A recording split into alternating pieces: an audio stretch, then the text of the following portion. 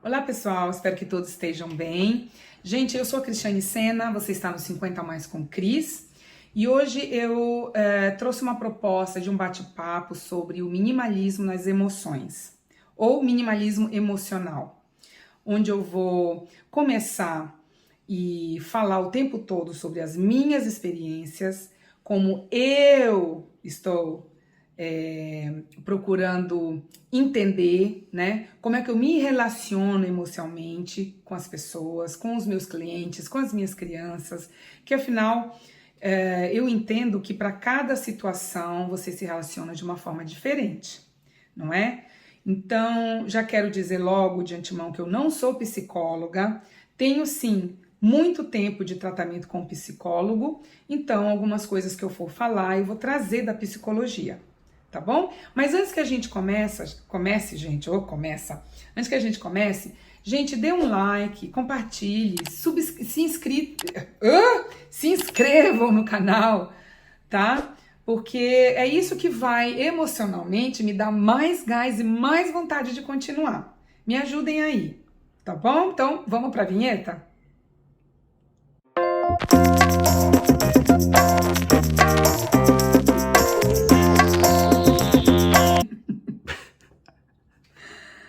Bom, gente, eu não sei se eu vou conseguir me fazer entender, tá? Eu até relutei um pouquinho sobre falar sobre minimalismo nas emoções, porque eu não gosto de dizer para as pessoas o que elas devem fazer e como elas devem fazer. Isso eu falo quando alguma amiga vem para me pedir algum conselho e aí tudo bem. Mas se a pessoa não me pergunta, eu não tenho esse hábito, sabe? Então, eu fiquei assim um pouquinho, será que eu vou trazer esse assunto? Porque, de uma certa forma, eu vou me expor, eu acho que vale muito mais a pena eu falar da minha pessoa, do que acontece comigo, do que ditar regra, do que dizer o que é certo e o que é errado. Então, o que eu vou falar é o que está acontecendo comigo, com as minhas experiências, o que eu aprendi, o que eu não aprendi, como eu sou, não é? Para poder fazer com que vocês entendam um pouquinho. Então me desculpe se de repente eu me enrolar no meio do caminho, tá bom? Eu decidi fazer sem script nenhum, eu só trouxe aqui uma atividade, vamos dizer assim, de como escrever no papel, como colocar no papel para ficar um pouquinho mais fácil de vocês entenderem, daqueles que querem, que têm algum interesse, tá? Mas antes de começar então, eu tenho que voltar à definição sobre minimalismo ou essencialismo.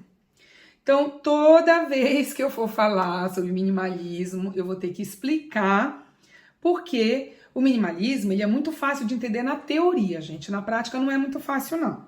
Eu, pelo menos, senti dificuldade. Então é assim, o que o minimalismo traz pra gente? O minimalismo ele traz consciência, ele traz reflexão, é um estilo de vida onde nós temos que parar um pouquinho para pensar antes de agir, não é? É um estilo de vida que faz a gente valorizar as coisas que a gente tem, coisas materiais, pessoas. É um estilo de vida que faz a gente viver no que é suficiente, no que é funcional e não no excesso. Então, é um estilo de vida que faz com que a vida fique um pouco mais leve no geral, tá? E aí, quando a gente fala que o minimalismo, o melhor é começar com coisas materiais, com coisas tangíveis, é isso. É você começar em qualquer lugar na sua casa, como eu já falei várias vezes. Não quer começar na cozinha, não quer começar no quarto? Ah, não, eu identifiquei que a minha casa, o que mais me incomoda é a minha garagem. Então começa pela garagem, não é? Quando eu e meu marido a gente arrumou nossa garagem, qual é a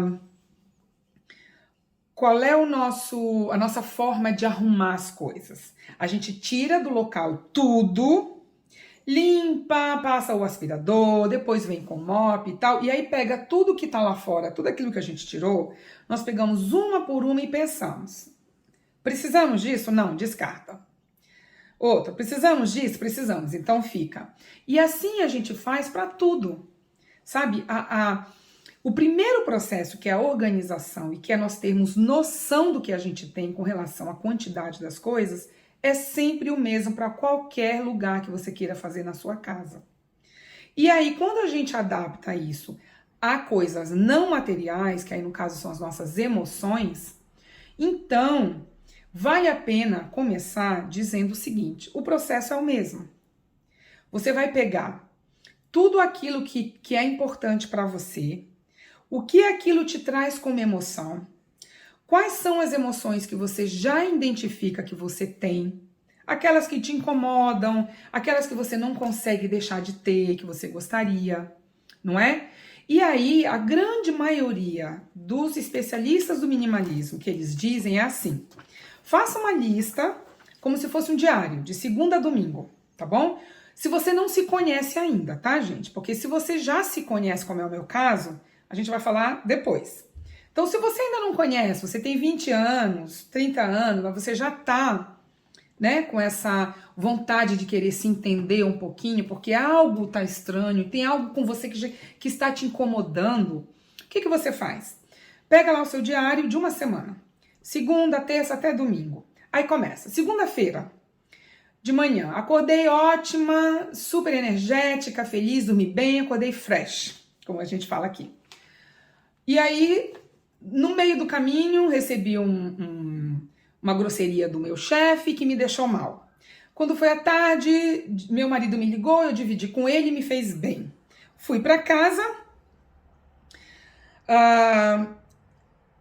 e no final do dia percebi que toda aquela fase ruim, fui dormir bem, em paz, que o meu marido me fez bem na nossa conversa, parará. Faça exatamente isso na terça, na quarta, na quinta. No final da semana, você olha e você vê o que mais te abalou e qual foi a emoção. O que vale aqui, gente, é a gente entender a emoção, não é o que causou a emoção, tá?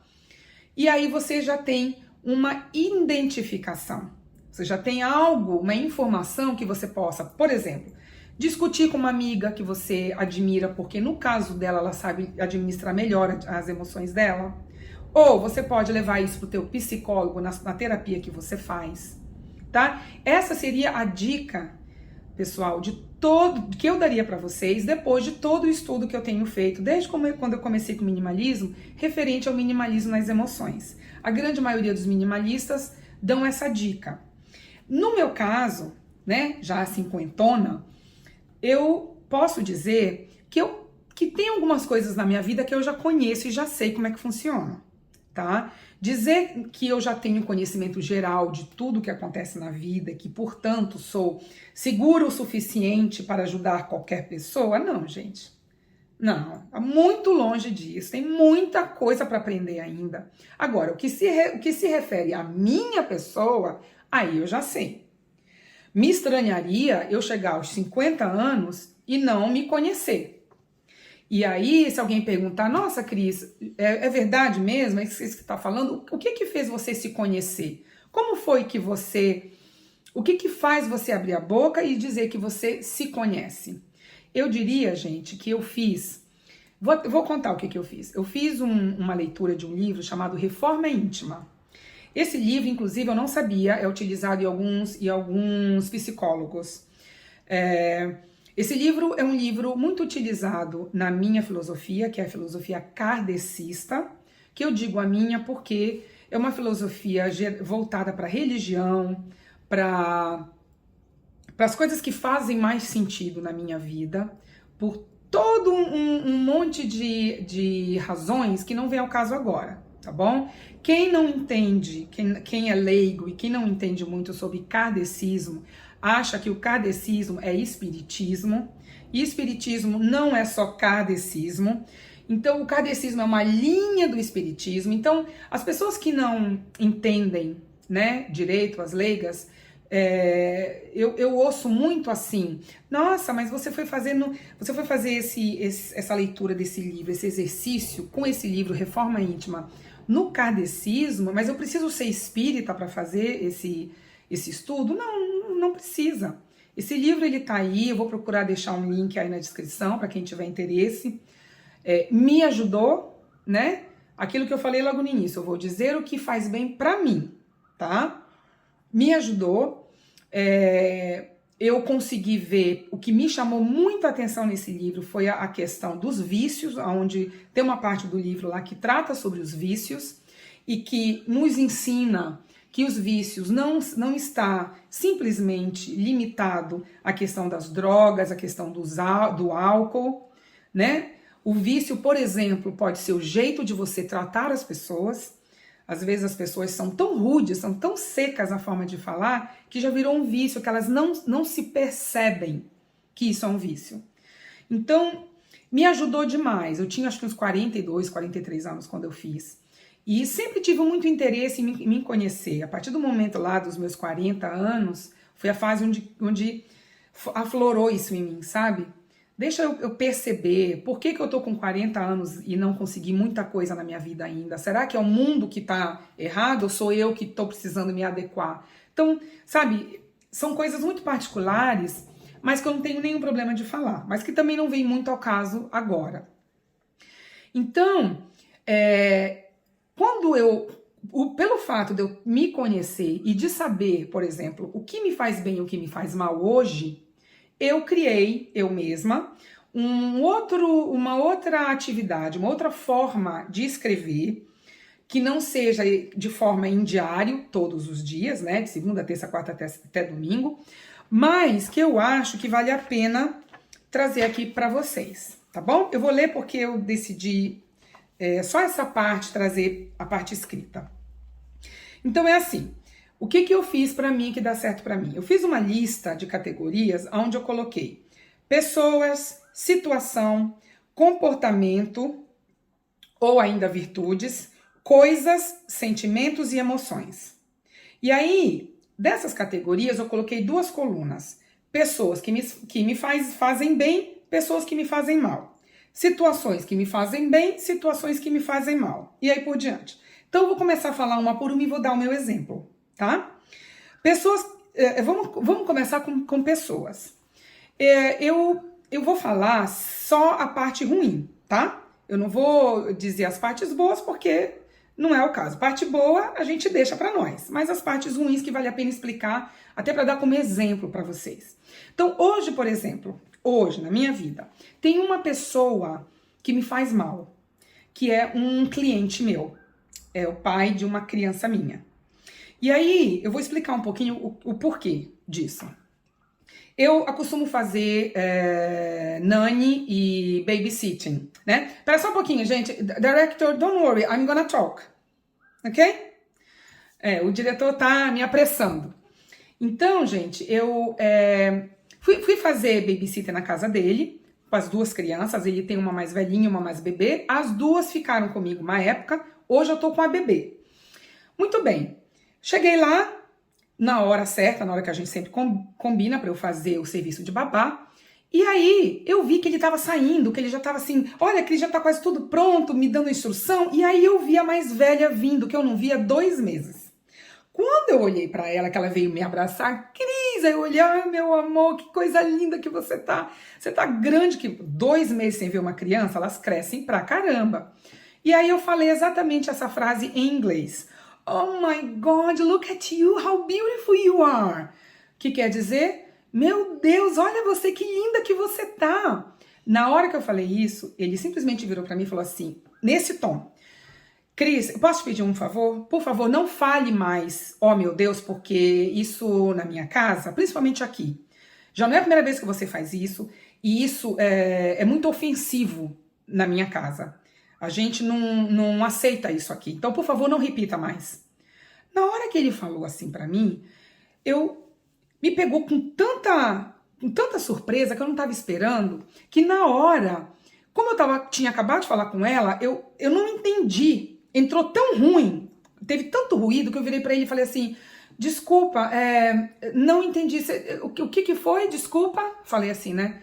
Aí ele de novo. Não, eu quero que você pare de falar meu Deus, porque isso pra mim é ofensivo. Aí eu, ok, alright.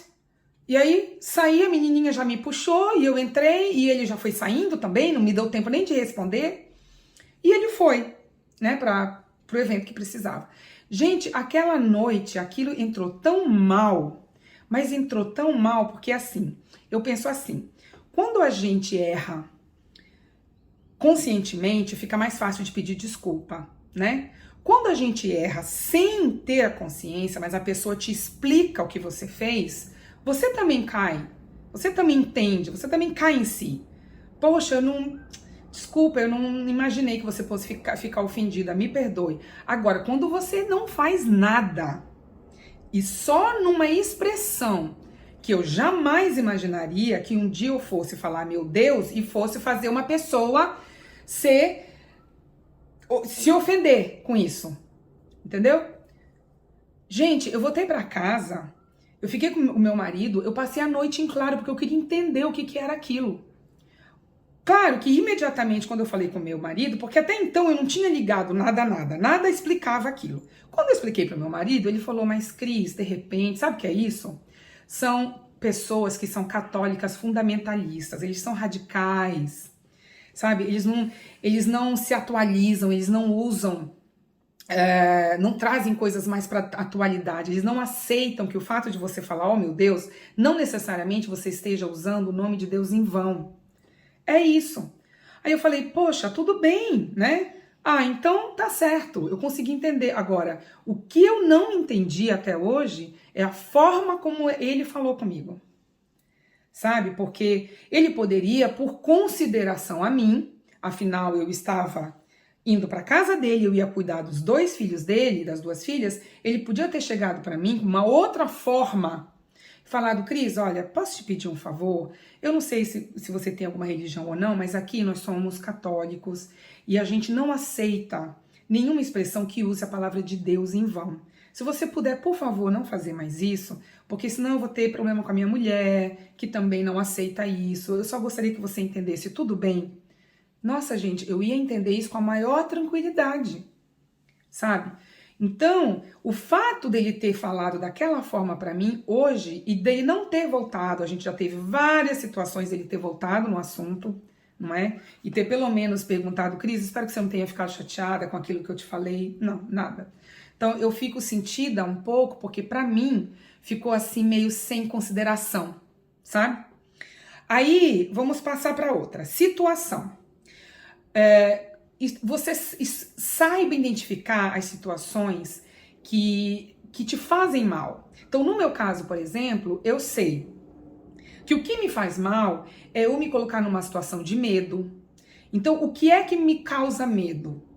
Aranha. Gente, esse país é o país das aranhas. Eu pensei que a maior aranha do mundo fosse a que dá 1 palmo. Ela tem um tamanho especificamente de 1 palmo. Mas não é. A maior aranha são 2 palmos juntos. E a pior é a caranguejeira, coitadinha, que ela é só feia, peluda. Mas é a mais dócil, é a que menos tem nenhum... Não morde, sabe? Mas assim, eu sei que me faz mal. Então, pra que eu vou me sujeitar aí? Para um bushwalking, por exemplo, que é andar no meio do mato, como eles fazem aqui, se eu sei que eu vou encontrar uma aranha, né? Então, eu já sei que comigo não funciona. Bom, comportamento, e aí dentro do comportamento vem a virtude, né? Aí é uma coisa que eu acho assim, gente, eu não concordo quando as pessoas falam assim, ai, mas olha, é melhor não falar das coisas que você tem, as pessoas podem não entender, é melhor não falar que você ajuda os seus pais, sabe? Pode parecer que você tá querendo aparecer ou querer ser melhor. Não, gente, desculpa. As virtudes, eu aprendi com o meu psicólogo que a gente tem que valorizar e que nós temos que falar. Agora, e os comportamentos ruins? Né? As virtudes eu sei. Hoje eu tenho o maior prazer de dizer que eu ajudo o meu pai e a minha mãe financeiramente. Tenho vergonha nenhuma de falar isso, muito pelo contrário, tenho orgulho imenso da minha pessoa. Agora, o que me faz mal? Gritar, me alterar. E aí, o que está acontecendo comigo? Meu marido já me notificou isso. Poxa, eu vejo que comigo você não tem paciência nenhuma, 0. Mas com as crianças, você é capaz de explicar 10 vezes a mesma coisa. Então, eu já identifiquei que o meu comportamento com ele é um comportamento errado. Isso não me faz bem, né? E aí, coisas. Vamos falar de coisas agora. Coisas que me fazem bem, coisas que me fazem mal. Vou falar das coisas que me fazem mal, como eu disse. Por exemplo, me faz mal bagunça, ver tudo espalhado. A minha lavanderia hoje me faz mal, porque eu não gosto do jeito que tá, não é? Sentimentos e emoções, que aí será, na minha lista são os últimos. Os sentimentos e as emoções que eu não gosto, que me faz mal, raiva.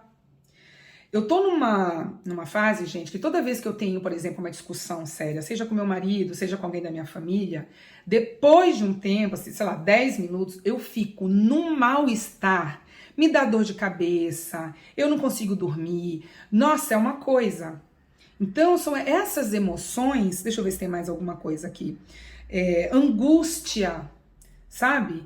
Pra que eu vou enfrentar uma situação que eu sei que eu não vou dar conta para aquela situação, sabe? Hoje eu já sei, para que eu vou continuar na casa de um amigo que eu acabei de conhecer, um amigo de um amigo de um amigo que a gente se organizou de ir para casa desse terceiro amigo, que é a primeira vez, sendo que eu não estou me sentindo bem ali, que aquilo ali tem uma energia ruim. Eu não fico, eu saio. E o meu marido já sabe disso e ele entende, não é? Então é isso. É dessa forma que eu lido, tá? Eu não tenho, assim, nenhum problema de pedir desculpa para as pessoas. Eu só não concordo com a forma que a gente resolve as coisas. Não gosto quando eu grito, quando eu ofendo. Não me lembro de ter ofendido nunca ninguém, pelo menos intencionalmente. Agora, acidentalmente, isso vários, né, gente? Várias pessoas, com certeza. Se eu fico sabendo na hora que eu me toco, que a pessoa fale, eu peço desculpas, eu não vejo problema nenhum nisso. O que eu acho é assim, por exemplo, eu tenho razão e aquela pessoa fez algo muito ruim. Eu não vou ajudar aquela pessoa na gritaria, ofendendo aquela pessoa. O meu psicólogo, uma das últimas conversas que a gente teve, ele falou assim: Cris, você, na sua experiência, você já teve algum caso que você resolveu na gritaria, na discussão, na humilhação, na frente dos outros? Já aconteceu alguma vez que você resolveu uma situação fazendo desta forma, tendo este comportamento? Eu falei, não, nunca. E aí ele perguntou, você pode me explicar o porquê? E aí eu expliquei. Eu falei, porque assim, eu entendo que por mais que eu esteja certa, tá? Se eu não souber chegar com a pessoa e falar de uma forma educada, de uma forma gentil, e chamar a atenção do problema daquela pessoa, eu não vai adiantar de nada. As coisas, assim, os momentos que eu mais mudei e melhorei na minha vida, porque uma pessoa me chamou a atenção, foram com pessoas que mais amáveis, mais doces vieram me chamar a atenção daquilo que eu estava errada. Então, é assim que eu acredito, é assim que funciona comigo, gente. Só para dar mais ou menos um exemplo para vocês, tá bom? Espero que tenha ficado claro, não é? Espero que, se vocês fazem de uma forma diferente, se existem minimalistas aqui que acham que o que eu falei tá um pouco errado, não é bem assim, coloquem nos comentários, gente. Escrevam aí, tá bom? Então, vejo vocês no próximo vídeo. E não se esqueçam, o que mais me agrada, a emoção que eu mais adoro no minimalismo é quando eu sei que vocês se inscrevem no canal. Gente, isso me estimula, isso faz eu pesquisar mais assunto e trazer mais coisas aqui para vocês. Então, deem um like, me ajudem, vambora, tá bom? Obrigada, pessoal. Beijo, até o próximo. Tchau.